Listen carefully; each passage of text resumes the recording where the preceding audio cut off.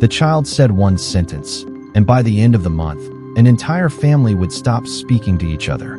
I didn't know that when I sat down for dinner that Friday evening. At 69 years old, I thought I had already seen every kind of family disagreement a person could witness. Money disputes, hurt feelings, old grudges passed down like heirlooms.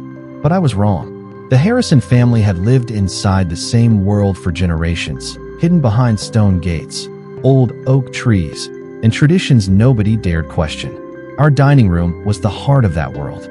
A massive room with 12-foot ceilings, crystal chandeliers, and a table so long that conversations often traveled slower than the food. That evening, the room looked exactly as it always had. Harrison sat quietly at the far end of the oak table. His silver hair was slightly unkempt, and his weathered face revealed nothing. Isabel poured wine with the confidence of someone who believed she controlled the room. David looked exhausted beneath the pressure of responsibilities he never seemed prepared to carry. Ethan sat halfway down the table, absent-mindedly sketching something on a folded piece of paper while everyone else discussed investments, property taxes, and upcoming charity events. I remember thinking how ordinary everything felt. James moved silently between chairs. The fireplace crackled softly. Rain tapped against the tall windows overlooking the estate grounds. Nobody seemed aware that something important was about to happen. Then Ethan looked up. "Grandma Eleanor," he said, "can I show you something?" His voice immediately caught my attention. Ethan was 24 years old, intelligent and observant, but he rarely interrupted family conversations. I smiled and held out my hand. He slid the drawing across the table. At first, it looked like nothing more than a rough sketch. A house, a tree, a young boy standing beside a fence. Then I noticed another figure, an older man standing several feet away. The details were simple, but the resemblance was unmistakable. The messy silver hair, the posture, the denim jacket. It looked exactly like Harrison. "Who is this?" I asked. Ethan shrugged. "I don't know his name." A strange silence settled over the room. "What do you mean?" I asked. Ethan pointed to the boy in the drawing. "That's the kid Grandpa visits every month." Nobody moved. Nobody spoke. Even the grandfather clock seemed to stop ticking. Slowly, I lifted my eyes from the drawing and looked around the table. Isabel's smile had vanished. David stared into his wine glass. Harrison remained motionless. And in that moment, before anyone said another word, I realized every person in that room already knew something I didn't. The silence lasted only a few seconds, but it felt much longer. Ethan looked around the table, confused by the reaction he had caused.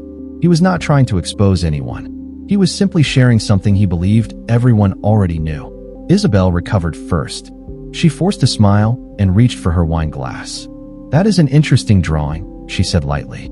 "You always have such an active imagination, Ethan." Her voice sounded smooth, but I had known Isabel for nearly 20 years. I could hear the strain beneath every word. Ethan frowned. "It is not imagination." He looked directly at Harrison. "You told me not to talk about him." The room became even colder. Harrison finally lifted his eyes from the table. His expression remained calm, but something had changed. It was the look of a man calculating his next move. "Ethan," he said quietly, "sometimes private matters should stay private."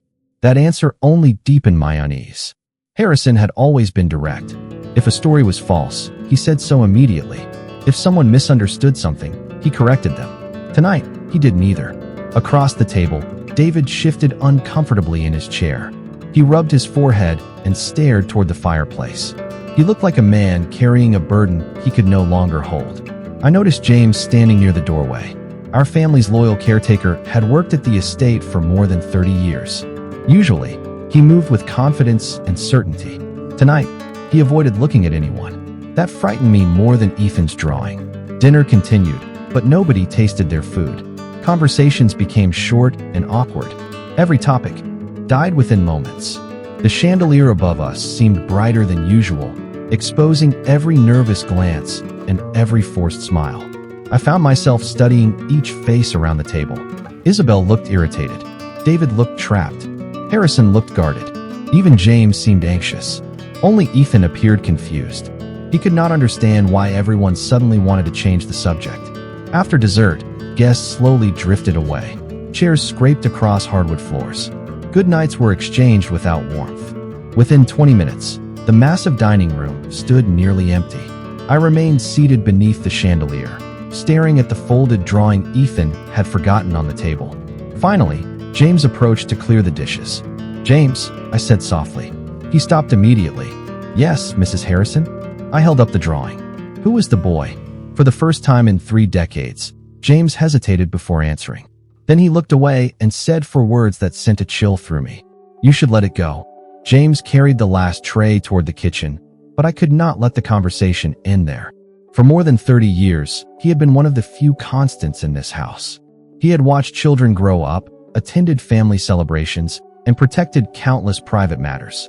If James was telling me to stop asking questions, then the truth was far more serious than I had imagined. The next morning, I woke earlier than usual. Rain still covered the estate grounds, turning the gardens silver beneath the cloudy sky. I carried a cup of coffee into the library and sat beside the large bay window. The Harrison Library had always been my favorite room in the house. Floor-to-ceiling bookshelves lined the walls. Family photographs filled display cases. Generations of history sat quietly behind glass and polished wood. For years, I had walked through that room without really looking. That morning was different. I began opening cabinets one by one. Old albums, framed newspaper clippings, charity awards, photographs from vacations and holidays. Hours passed. Nothing seemed unusual. Then I found a leather-bound album hidden behind several accounting books on a lower shelf. Dust covered the spine. It looked untouched for years. I opened it carefully. Most of the photographs were familiar. Harrison at business conferences, family gatherings, pictures from decades ago. Then I turned another page and stopped. My heart began to race. A photograph had been tucked loosely between 2 sheets. It showed Harrison standing beside a young boy near a fishing dock. The child looked about 10 years old. Both were smiling, not posing for the camera, just sharing a quiet moment together. What caught my attention was not the picture itself. It was the handwritten note on the back. I turned it over slowly and read the faded words. "Summer at Lake Ashford. For my son. Never forget this day." I read the sentence 3 times. Then a 4th. Harrison had only ever spoken publicly about one branch of the family. Every inheritance document, every family record, every conversation had followed the same story for decades. Yet here was a photograph suggesting something entirely different. I stared at the handwriting. It belonged to Harrison. I knew his writing well enough to recognize it instantly. Footsteps echoed outside the library. I quickly slid the photograph back into the album. A moment later, the door opened. Harrison stood in the doorway. His eyes immediately settled on the album resting in my lap. Neither of us spoke, but for the first time in many years, I saw genuine concern on his face. For several seconds, neither of us moved. Harrison remained in the doorway while I sat with the album resting across my knees. The library suddenly felt smaller than it had a few moments earlier. Outside, rain tapped softly against the windows, but inside the room, there was only silence. Harrison finally stepped forward and closed the door behind him. "You have been looking through old photographs," he said. His voice was calm, yet unusually careful. I looked down at the album and gently closed it. "I found something interesting." He nodded once, as though he already knew exactly what I had found. That reaction unsettled me more than any denial could have. Most people become defensive when confronted with an uncomfortable truth. Harrison simply looked tired. I had known him for decades. I had seen him negotiate business deals worth millions of dollars without showing a single sign of uncertainty. Yet standing there beside the bookshelves, he seemed older than I had ever seen him. "Who was the boy?" I asked quietly. Harrison did not answer immediately. Instead, he walked toward the window and looked out across the wet gardens. The long pause told me more than words ever could. If the photograph meant nothing, the answer would have come easily. "Some questions," he finally said, "have a way of changing lives once they are asked." I folded my hands together. The lives have already changed. Ethan knows something. James knows something. David knows something. Isabel knows something. The only person who seems to know nothing is me. Harrison lowered his head slightly. The truth of that statement hung heavily between us. For a moment, I remembered dozens of small moments from the past few years. Business trips that never quite made sense. Sudden disappearances for entire weekends. Mysterious phone calls that ended the moment someone entered the room. At the time, each event seemed harmless. Together, They formed a pattern I could no longer ignore. "How long?" I asked. Harrison slowly turned toward me. His eyes settled on the closed album. "Longer than you think." The answer sent a chill through me. Not because it explained anything, but because it confirmed everything. Whatever secret existed, it had not appeared recently. It had lived beneath the surface of this family for years, perhaps decades. Before I could ask another question, the library door opened unexpectedly. Isabel stepped inside. Her expression was composed, but her eyes moved immediately between Harrison and me. Then she noticed the album. For the briefest moment, all color disappeared from her face. Isabel recovered quickly, but not quickly enough. I had seen the flash of panic before her expression settled back into its usual polished calm. "I did not realize anyone was using the library this morning," she said with a pleasant smile. Her voice sounded effortless. Her eyes did not. They remained fixed on the album resting beside me. Harrison said nothing. That alone told me more than either of them realized. In this family, silence was often more revealing than words. Isabel walked farther into the room and adjusted a framed photograph on a nearby shelf. It was a meaningless gesture, the kind people make when they need something to do with their hands. "David is looking for you," she told Harrison. "There are documents he wants to review before lunch." Harrison nodded once. "I will be there shortly." Neither of them moved. The air between them felt strained. Finally, Isabel looked directly at me. "Some old photographs can create misunderstandings," she said carefully, "especially when they are taken out of context." I smiled politely. Then perhaps someone should explain the context. For the first time, Isabel had no immediate response. A small victory, but a meaningful one. She glanced toward Harrison as though expecting him to intervene. He did not. A few seconds later, she excused herself and left the room. The moment the door closed, I turned back toward Harrison. "She is afraid." Harrison stared toward the bookshelves. "Isabel worries about many things. Not like this." He did not disagree. After another long silence, he finally left the library as well. I remained alone with my thoughts. By early afternoon, the estate had returned to its normal rhythm. Staff moved through hallways. Phones rang in distant offices. Gardeners worked outside despite the damp weather. Yet beneath the surface, something had shifted. Everyone seemed to be waiting for something. Later that evening, Ethan found me sitting on the rear terrace overlooking the lake.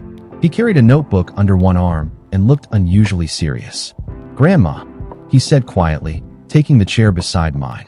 "Did I do something wrong at dinner?" I studied his face. The concern in his voice was genuine. "No," I said softly. "I think you accidentally asked the question nobody wanted answered." Ethan looked down at his notebook. Then he spoke so quietly I almost missed it. "The boy is real." My heart skipped a beat. "What do you mean?" Ethan swallowed. "I met him."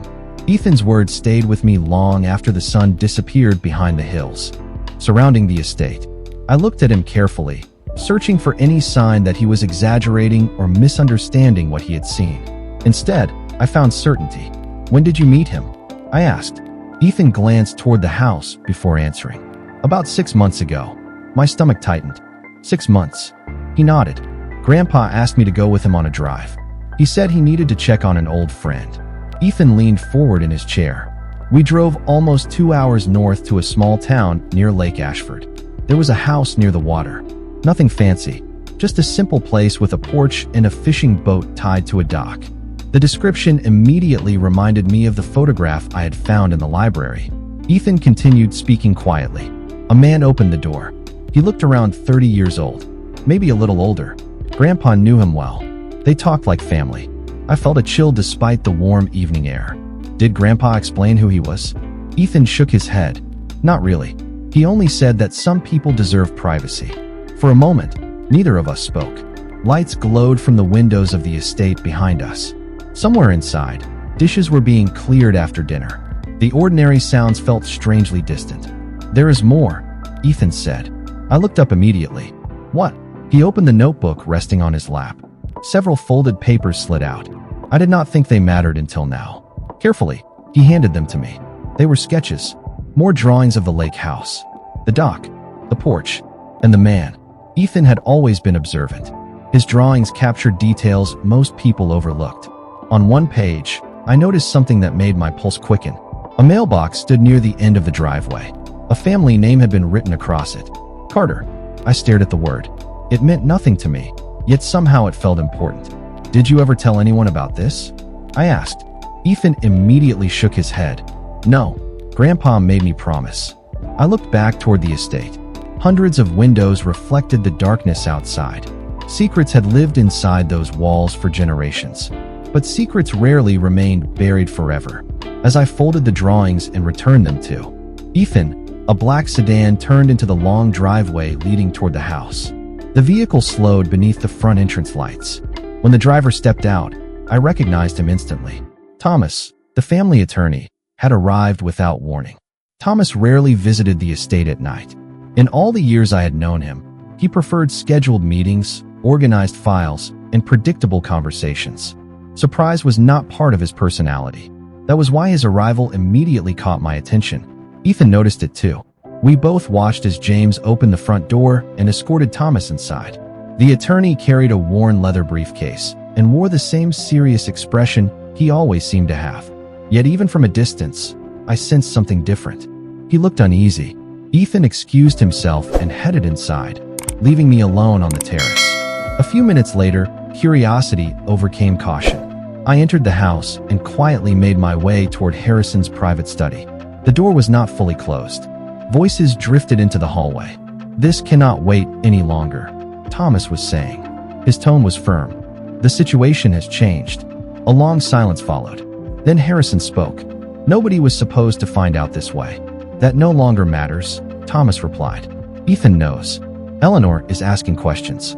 And if Isabel learns what is inside these documents before the family meeting, we will have a much larger problem." My pulse quickened. Documents. Family meeting. Problem. Every word deepened the mystery. I remained perfectly still outside the door. "Has David been informed?" Thomas asked. "Not yet," Harrison answered. "He deserves to hear it from me." Thomas sighed heavily. "You should have told him years ago." Another silence followed.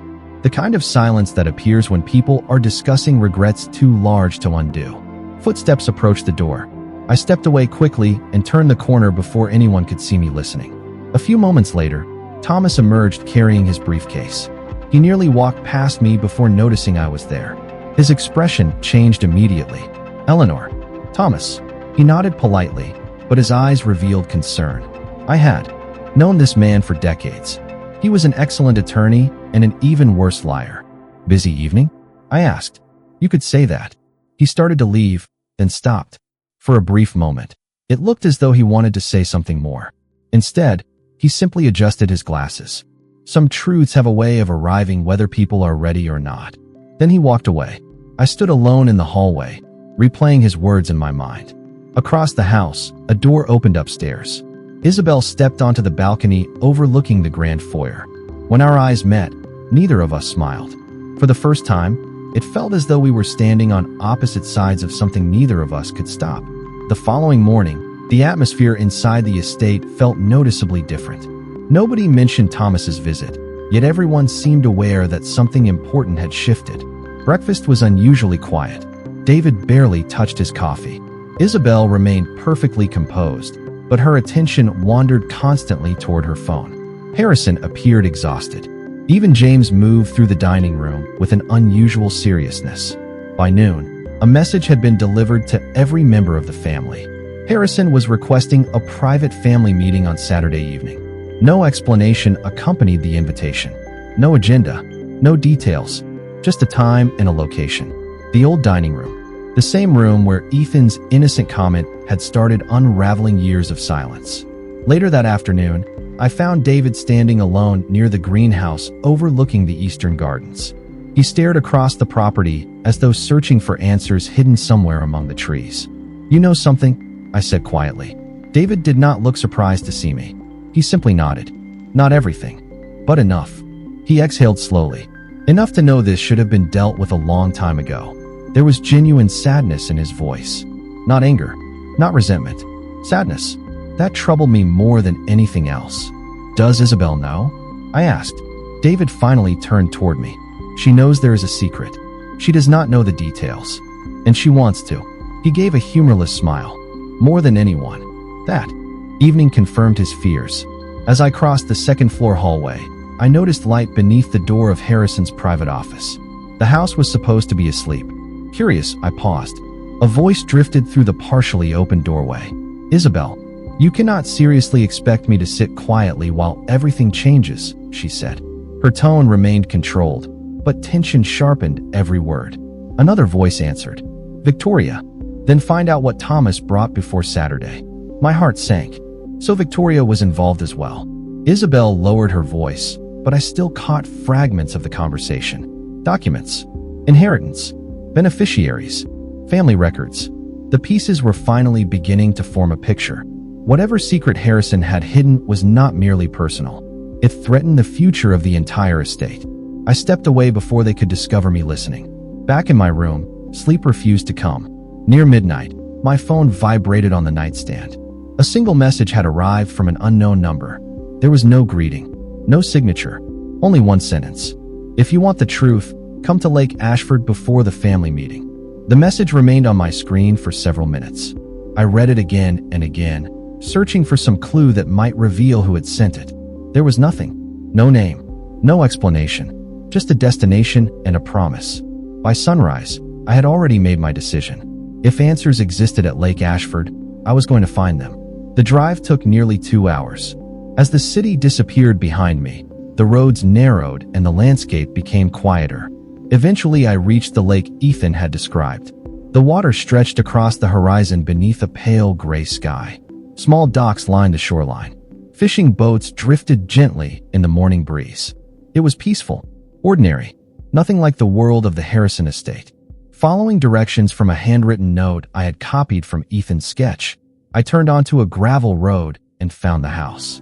The moment I saw it, I recognized it. The porch, the dock, the view of the lake. Everything matched the drawings. My heart pounded as I stepped from the car.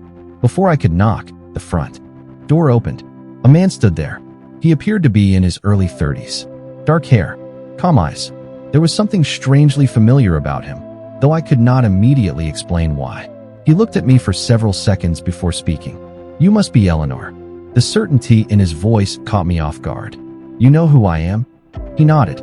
"I have known who you are for years." Those words landed heavily between us. He invited me inside. The house was modest but warm. Family photographs rested on shelves. Fishing equipment stood neatly near the back door.